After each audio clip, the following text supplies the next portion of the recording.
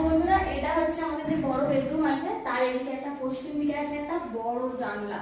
বুঝতেই পারছো এখানটা আমার সাজানোর খুব ইচ্ছে আছে, তো নানা ধরনের ফুলের টব দিয়ে এখানটা সাজাবো। একটা পশ্চিম দিকে জানলা আছে, একটা আছে দক্ষিণ দিকে জানলা। দেখো এটা হচ্ছে দক্ষিণ দিকে একটা জানলা, আর এই সাইডে ব্যালকনিটা। ব্যালকনিতে কিন্তু আমরা টাইলস দিয়েছি, কিন্তু সেটা যাতে স্লিপ হয় সেই কারণে দিয়েছি।